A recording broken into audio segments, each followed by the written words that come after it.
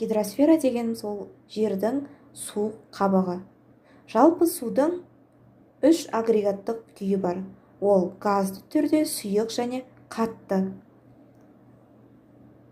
Гидросфераны нелер құрайды? Гидросфераны мұхиттар мен теңіздердің суы, құрлық сулары, соның ішінде өзендер, көлдер, бөгендер, мұздықтар, сондай-ақ литосфераның жоғарғы бөлігіне сіңетін жер асты суы, атмосферадағы ылғал құрайды. Гидросфера жер бетінің шамамен 71%-ын алып жатыр. Гидросфераның шамамен 94%-ын мұхиттар мен теңіздер құраса, 4%-ы жер асты суларының шамамен 2%-ы мұздықтар мен қарлардың. Соның ішінде Арктика, Антарктида мен Гренландия аралдары. 0,4%-ы құрлықтағы жер үсті суларының үлесіне тиесілі, яғни өзен, көл, батпақтардың үлесіне тиесілі.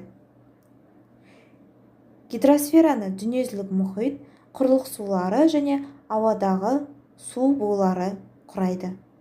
Ең үлкен бөлігі ол дүниежүзілік мұхит сулары. Гидросфераның негізгі құрамдас бөліктері. Гидросфераның құрамы дүниежүзілік мұхит пен құрлық суларынан тұрады. Дүниежүзілік мұхитты нелер құрайды? Дүниежүзілік мұхитты 4 мұхит, теңіз және оның бөліктері құрайды. Ал енді теңіздің бөліктеріне не жатады? Оған бұғаз, шығанақ жатқызылады. Құрлық сулары негізінен жер үсті сулары және жер асты сулары деп бөлінеді. Жер үсті суларын негізінен өзен, көл, батпақ, мұздықтар құрайды.